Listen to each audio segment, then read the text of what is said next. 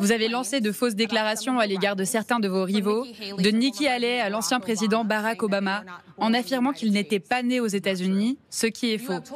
Vous avez demandé aux députés de couleur, qui étaient citoyennes américaines, de retourner d'où elles venaient. Pourquoi les électeurs noirs devraient-ils vous faire confiance? Je ne pense pas qu'on m'ait déjà posé une question d'une manière aussi horrible. En première question, vous ne dites même pas « Bonjour, comment allez-vous » ? J'aime la population noire de ce pays. J'ai été le meilleur président pour les Noirs depuis Abraham Lincoln.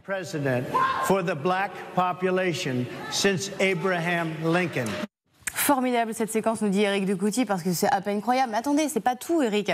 Quelques secondes plus tard, l'ancien président américain affirme que Kamala Harris est, je cite, devenue noire pour des raisons électorales. Je la connais depuis longtemps, indirectement, pas directement. Et elle a toujours été d'origine indienne. Et elle ne parlait que de son origine indienne. Je ne savais pas qu'elle était noire, jusqu'à il y a quelques années, quand il s'est trouvé qu'elle est devenue noire. Et maintenant, elle veut qu'on la considère comme noire. Donc je ne sais pas. Est-elle indienne ou est-elle noire ? Bonjour Jean-Claude Beaujour, vous êtes avocat et président du Forum Transatlantique. Merci d'être avec nous ce matin. J'imagine que vous aviez entendu cette nuit ces déclarations à peine croyables de Donald Trump.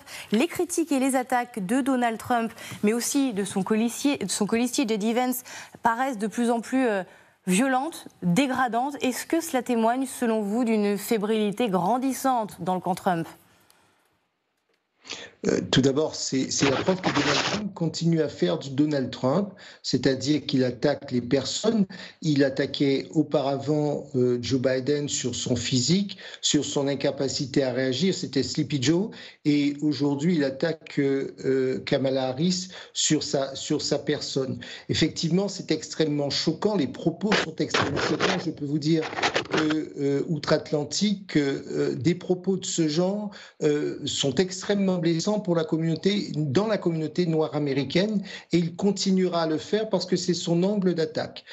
J'ajoute que Mme Harris a déjà réagi et que cela peut au contraire mobiliser encore plus fortement la communauté noire, et pas seulement, mais aussi les femmes qui pourraient se mobiliser en faveur de Kamala Harris. Une chose est certaine, c'est que dans le camp républicain, il semble bien, des informations que je possède, la partie semble moins évidente qu'il ne l'imaginait, et je disais encore en fin de semaine à un certain nombre d'interlocuteurs qu'il n'est pas impossible aujourd'hui que Kamala Harris fasse jeu égal avec Donald Trump, voire qu'elle remporte. Alors juste pour une précision, il est en Pennsylvanie, et ils vont se battre sur la Pennsylvanie parce que là, 19 grands électeurs et seulement 80 000 voix lors du dernier scrutin ont séparé Joe Biden de Donald Trump. On voit bien que l'élection sera très tendue. Elle fait jeu égal dans un certain nombre d'États de swing states avec Donald Trump, et donc on peut considérer que le camp républicain prend bien conscience que la partie n'est pas aussi facile que cela. Jean-Claude Beaujour, en face, Kamala Harris a défié une fois de plus Donald Trump à débattre avec elle. On a le sentiment qu'elle déroule Kamala Harris et qu'elle est très à l'aise dans son rôle d'outsider qui vient pour grignoter les mollets de Donald Trump. Est-ce que je me trompe ? Oui, parce que, vous savez, on a suivi ce soir l'intervention du président Trump en Pennsylvanie. Alors, c'est extrêmement surprenant lorsqu'on a une structure intellectuelle extrêmement rigoureuse.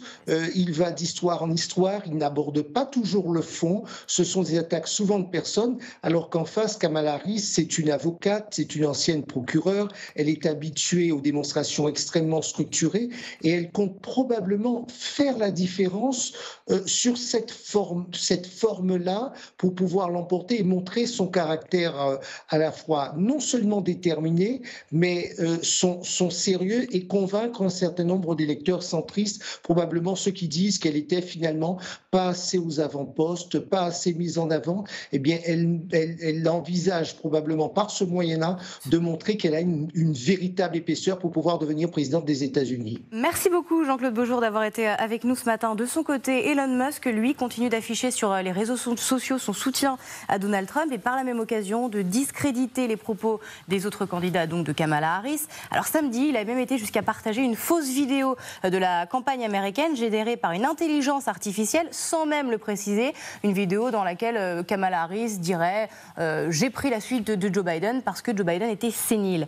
L'IA, on le voit, Capucine Graby s'invite dans cette campagne américaine et très très malin, Elon Musk en profite. Oui, vous avez raison. Et ce qui est très intéressant, c'est le rôle que prend Elon Musk dans cette campagne. Vous l'avez dit, la publication de ce deepfake avec cette mention amazing.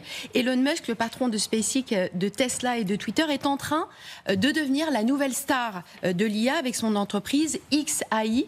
La star de XAI, c'est Grok. C'est un petit robot qui a la particularité de savoir manier l'humour. On va beaucoup en entendre parler dans les semaines qui viennent. Alors, on ne sait pas si c'est Grok qui a fabriqué la fameuse vidéo qui a été repostée, mais la question se pose. C'est très troublant, vous avez raison.